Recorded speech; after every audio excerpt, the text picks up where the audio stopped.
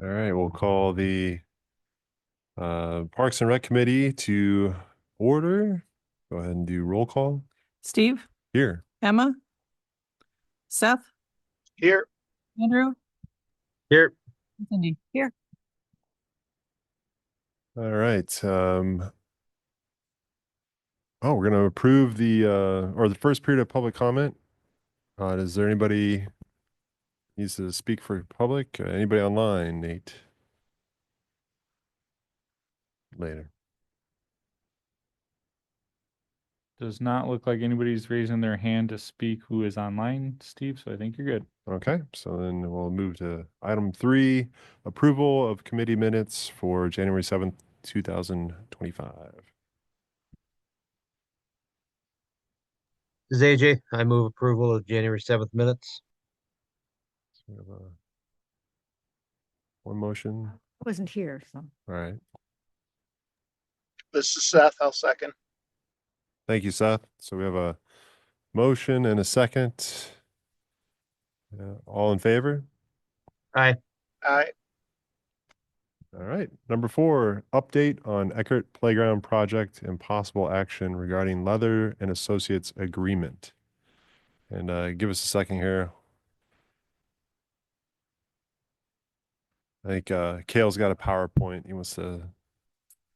Sorry for the folks at home. Mm-hmm. Oh, it's on my screen. You just have to share it. You are sharing. You just, yeah, you got ahead of it too quickly, and so therefore I hadn't switched over yet from my screen. Yeah. Might be cost prohibitive.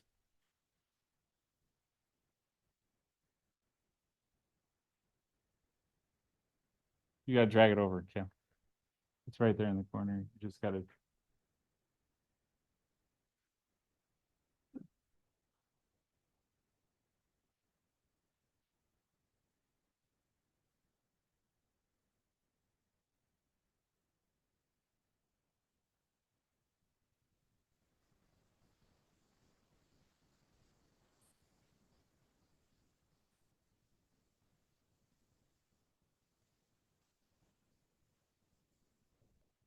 You gotta turn. There you go. Haven't done this in a while, it seems like. Okay, just want to bring you guys up to speed where we are at on Eckhart Playground with Leathers. So we're going to give you a kind of, again, we have a leadership. Some of the leadership members are here today. But in looking at the old stuff, I thought it was pretty interesting I found an old activity guide of 96 when they first were building this.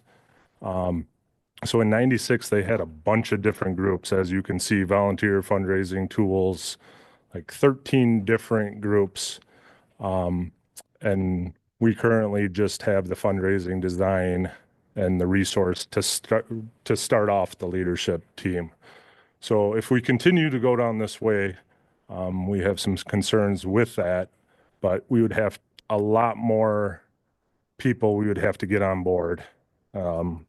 So group structure, again, focus groups, the leadership team, us 3 in this room, and then the Park and Rec Committee, and then on to City Council. So that's why we are here today. We're bringing this to your attention.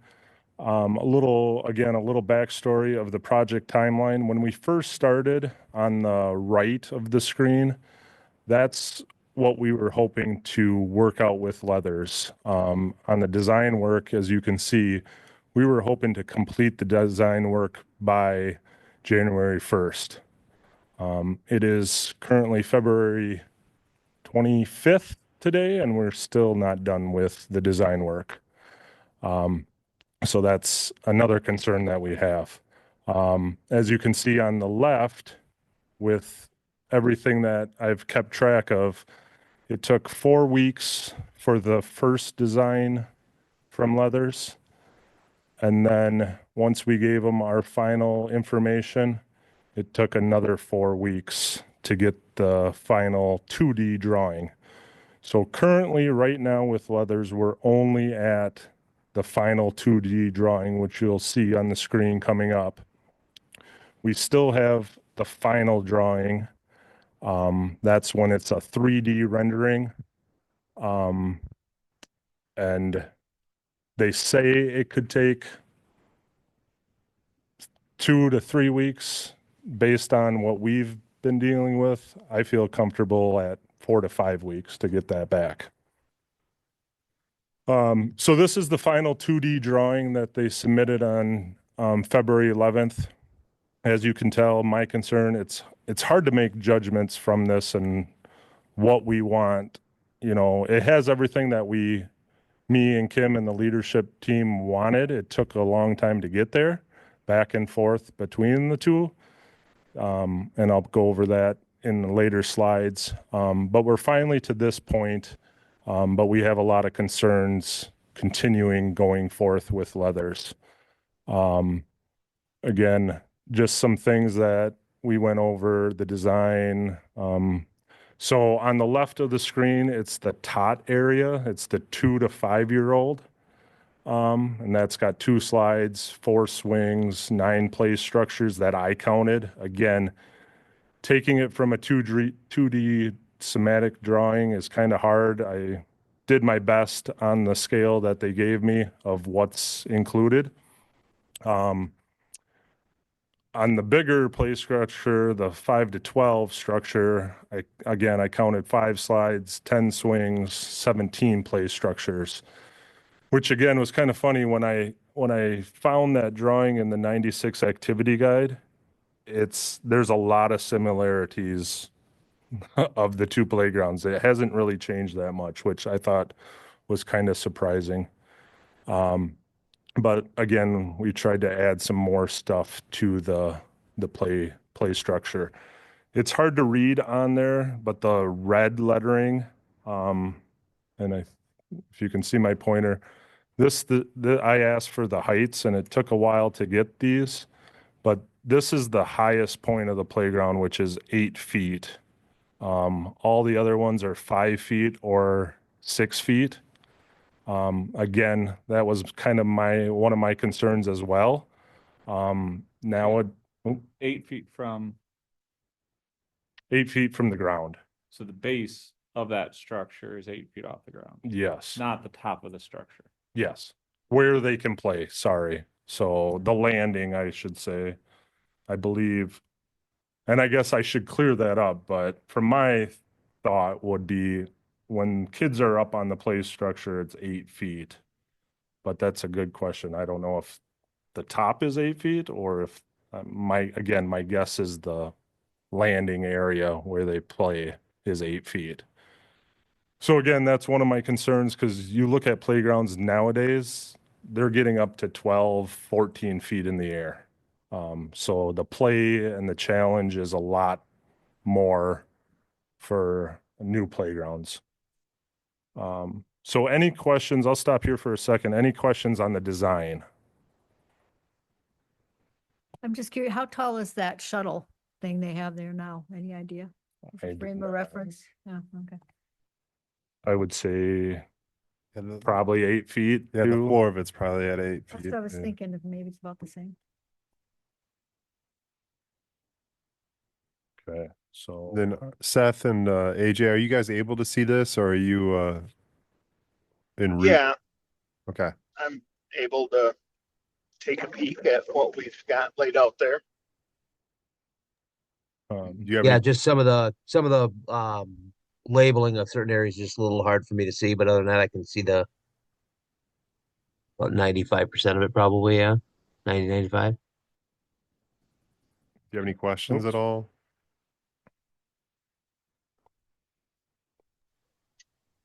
I do not know. Okay. Yeah, not at this time. Okay, thank you. So another concern that we've had with leathers is just their transparency on the cost. We've been asking them for, whenever we started, could we get prices for equipment? Can we get prices for materials? And most of the time, they just lump it in one set of materials. So like, again, materials, they just lump it all together. So we really don't know what we're getting. We got a little more breakdown this last time on equipment costs / materials, but it's been hard to kind of get the information that we want to see as the leadership group. So this is kind of their last breakdown. Again, we got some breakdown on equipment. Equipment was, if I remember correctly, like 300,000, I thought, roughly. So all the other materials about 2,000, let's just roughly say. They do a good job of the professional fees and breaking down, which, yeah. So this is the breakdown. Again, the current total project would be at 625,000 with contingencies. To date, right now, the only thing that we've paid for is the preliminary playground design. So the $5,880. And talking with Nate again, I need to follow up with Leathers depending on what we do. But I'm sure there's going to be some added cost. But right now we've only paid the almost $6,000. Yeah, that grand total, that doesn't include the poured in place surface, right? Or the poured in place, On Like- this one, it does. that is included? Okay. I think the poured in place, again, he finally gave me a breakdown on that. I think it came in at roughly 62,000 Just for the top for the area. tot area. So we didn't say that. What we were looking at too is this tot area. We were hoping to put poured in place surfacing. So that's kind of that rubberized surface. And then the other side would be wood chips. So again, my design concerns were accessibility. This was expressed many times in the public survey. The ease for all abilities, as you can see on the drawing, it's hard to see how easy it is going to be for everybody that wants to play at the playground. The linear heights of it, again, is that I've been to a lot of playgrounds. Is the height high enough for fun and challenging for the kids? And the maintenance, again, we've seen the playground that we have right now. It's a bear with maintenance when things break, and then we have to try to get in there and replace it. And the public wants, from my opinion, wants an maintenance. And from my department as a two-man, it's hard to do that maintenance on wood type structure playgrounds because they're all intertwined. And if a bridge breaks, how do we fix it? How do we get into it and, replace the cables and stuff like that? So what it will look like over time, those are my concerns. The leadership team concerns, again, this is kind of why we're bringing this to you. Again, just the previous and current projected timelines. We still haven't got the final 3D drawing. It's taken almost 2 months just on the 2D drawing. Again, there's been things that have happened on their side and our side that have taken a little longer, but 8 weeks to do a 2D schematic drawing seems pretty crazy in my book, especially when I've reached out to other companies and they get it to me in a week or two, a whole playground. So that's a big concern. Again, I talked about the cost, the breakdown. They haven't been the best to work with in regards to giving us the prices and what we want to see. The community build, to be completely honest with you, this is overwhelming for me. And again, the leadership, I think, expresses the same concerns. I don't know if we can do this in our community. Again, we're a small community. I would hope we could, but it's not like we were 20 years ago when we had big Lions clubs and Rotary clubs and other clubs. I could be wrong, but that's my concern. Looking at their schedule, it's 7 days, 3 shifts per day from AM to PM, and we need 200 workers per shift. And that's 100 to 150 skilled workers per shift and 100 non-skilled workers. So Jacob Conis's and Todd, we're on kind of that committee. We felt like we could get unskilled workers. It's the skilled workers that we're concerned about. How do we find 150 people that know how to run a saw and carpenters how to build? So I would say that's my biggest concern is, can we get enough? Not to mention the tool supply. If I didn't bring it up or I didn't put it on there, but they're asking for so much equipment.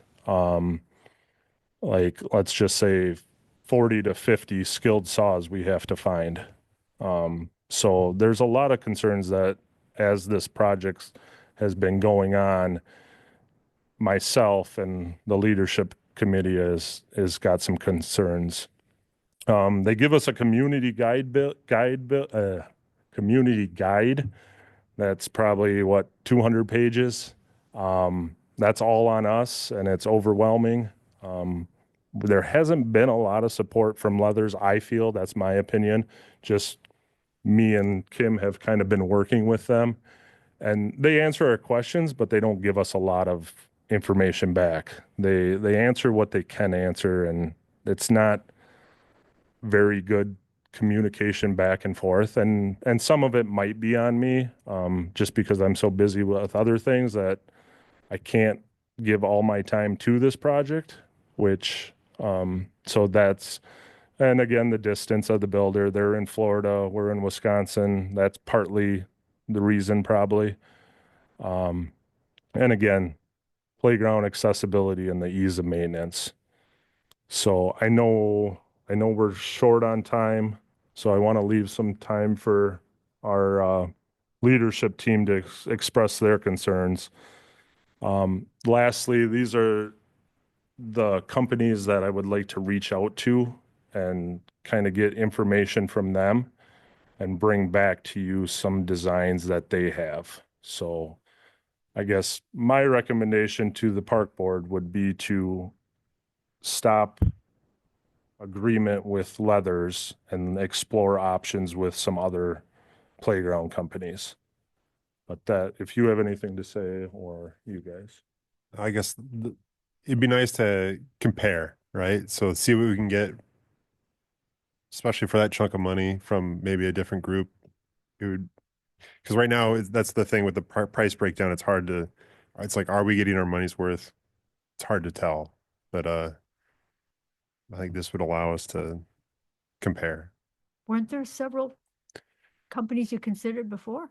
There was the difference is so I think this is predates, I think, AJ and Seth. So we were given 3 options and we were trying to choose a playground that was had the same kind of feel as the current playground. But now going down the, well, just like, yeah, that and imaginative play and all, more nature inspired, I guess. But now having gone down the road with Leathers, it's like, it is kind of, it's difficult. So there are other companies that will design and build where we don't have to supply a labor force, which might be a little, I think maybe what we're looking for. Kim? I want to add one thing about the cost. The cost of what they're giving us, the amount, doesn't cover the things like we have to have tents, we have to have a trailer for them as an office and printing capacity in there so they can print things off.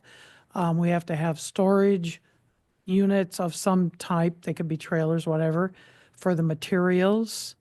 There's still the possibility of having to use even beyond, they have other things in there that they don't always indicate for sure, beyond what just the city would have for a larger piece of equipment.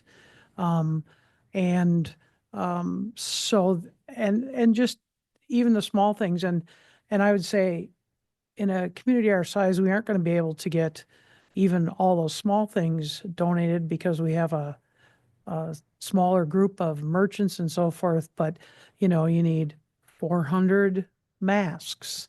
There's just disposable materials that you need for the cost. So that base cost they're telling us about doesn't include any of those additional costs. It doesn't include the costs of time for having city workers there. I can't fathom. I volunteered at the last build. I cannot fathom that many people in that area.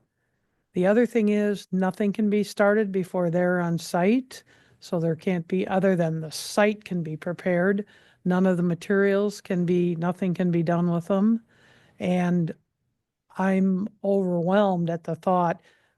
I mean, the last time we used the shelter for a lot of the things, but you didn't have all these other things. We had hand drawings that we worked off of. It wasn't that they were going to keep printing or changing, or I'm very concerned about that cost because and Angie can talk to that, but she went to school board convention, saw Burke there, you know, within a week and a half, he sent a drawing and he knew the size of the space. He didn't know all our other things, but just, it was a 3D drawing. Because as we've talked to them, and Kale and I have both been very frustrated, they still do all their drawing by hand, which seems, you know, my era, yeah. This era, drawing by hand seems a little, whereas the other playground places, they don't do that all by hand. They have programs or people that do that. So I am concerned about that. I'm concerned about the tools, the number of volunteers, and the cost, and the frustrations we've had trying to, you know, it's continual. I send another email, you know, yep, you'll have it by then. I said, okay, so I'm going to set up a committee meeting. And then we don't have it by the time they say, well, I should be able to get it to you by Monday. I said, okay, our committee meeting is Wednesday. I can still send that out. Oh, then, well, Tuesday it's going to be. I mean, every time it's been that frustration. And I've done enough other projects and other things. They seem to make it harder. And I want us to look at other places and not continue with this. I think we can get more for our buck and still have a quality playground.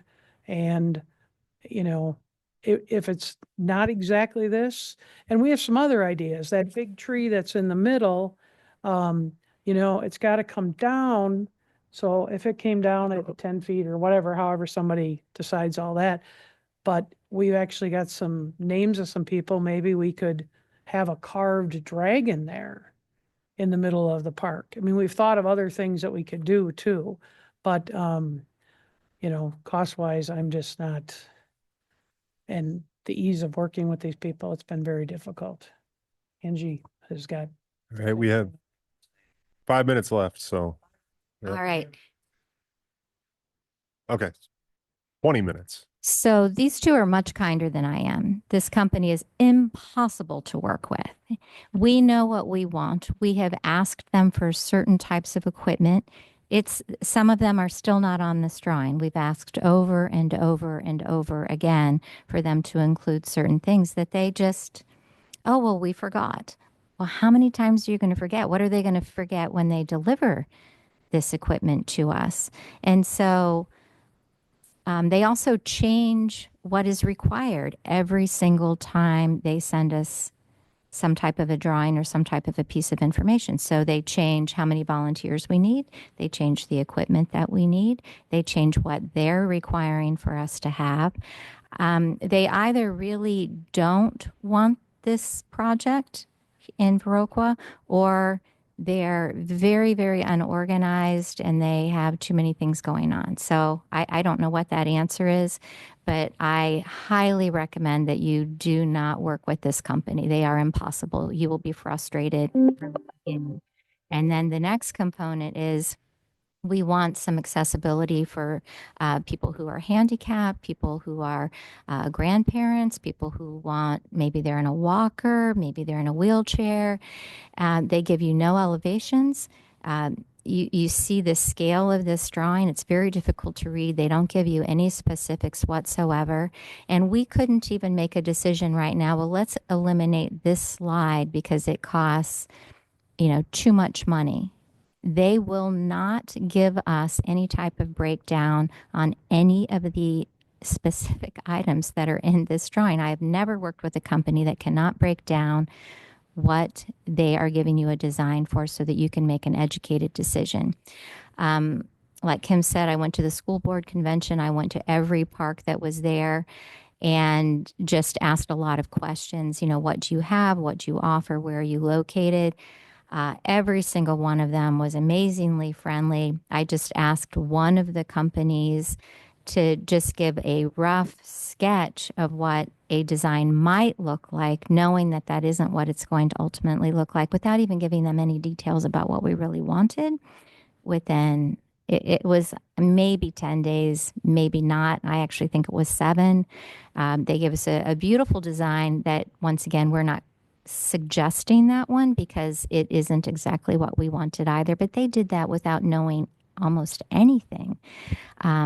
So I hope that this committee and city council will choose to not go with leathers. It would be a huge mistake.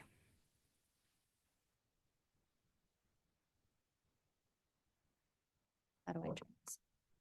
You're okay, Andy. Thanks, Andy. So just, I had the ability to sit in on the meeting, the last steering committee meeting, and what I heard, just sort of in summary, is that even without the problems with leathers as a designer, this would be an extremely challenging project, right? I think Kim laid it out very nicely about just what kind of Herculean task this would be for our community to pull this off at this stage in the game. And I think I've gone back and forth. Kayla and I have gone back and forth on, is this possible? Is it not possible? Steve, same thing. Like we've kind of gone back and forth. Oh, I think we can do it. Maybe we can. Then we brought Kim in, and Kim's done a tremendous job sort of leading the group. And like, oh, we have a coordinator now. I think we can really pull this off. And part of the issue is that the goalposts on how many tools and how many volunteers and how long it will take is always fluctuating. Like you ask them one day, it was like, well, how much will it take if we have this and this? And then they give you one number 1 month, and it seems like the next month we need twice as many volunteers, and the days got longer. And it's just, the communication is just so poor. It's impossible to feel confident about what our targets even are. And then, Kim talked about the tools and all the other resources, and then add on top of it, we just don't have a very good partner in guiding us. And it's just, I said to them, it's like, I can't disagree with anything you're saying. And just to go back to the original reason of why we went with leathers is because we like that style of playground. I don't think we were ever overly smitten with them as an organization or, their credentials, their experience or anything like that. It was all about the types of playgrounds that they created. And so that's the tough point where you're at today is, and I said this to the group, and I think we all agreed, is if we move away from leathers, I don't think we can replicate the style of playground that we currently have out there. And I think that was an important part of what the community wanted to see, was us to replace the playground in kind with something very similar. I think the council wanted to see that as well, but I'm at the point here where I would agree with these folks. I just don't think it's possible. The one last thing I'll say is in terms of sunk costs, Kayla and I looked at it. We've paid a certain amount so far, but most of the time when you're dealing with these sort of vendors, if you cut bait, you have to pay for the services they've rendered, even if they haven't built them yet. And so I would imagine that we may be on top of that $16,000 or $6,000 we've actually paid. We're probably another up to $15,000 into it in that second phase of the it's listed a little bit differently here than it is in the actual sign agreement. The sign agreement says like the design phase after preliminary concept plan is another $30,000 roughly, and I would imagine we're probably halfway through that roughly, and so there would be about $20,000 to $21,000, my just estimation of sunk costs that we would essentially, we'd lose out on. I think there's some value to some of the designs and some of the design work that's been done that maybe we can carry over to the next person, but do know there's sort of a little bit of a loss there. But we haven't reached out to Leathers directly to say, hey, if we stopped working with you tomorrow, how much would we owe you? We figured, well, let's have that conversation. And frankly, I said to Kale's like, even if we had to pay $36,000 and still wanted to stop working with you, would you do it? And him and I both said, yeah, like we would still be gone, because we just think spending more time and money and effort with these folks just didn't feel it makes sense. We didn't pose that question to the leadership committee, but that's at least how Kale and I felt when we talked this morning. So just my piece on it, and just to add a couple more points of consideration.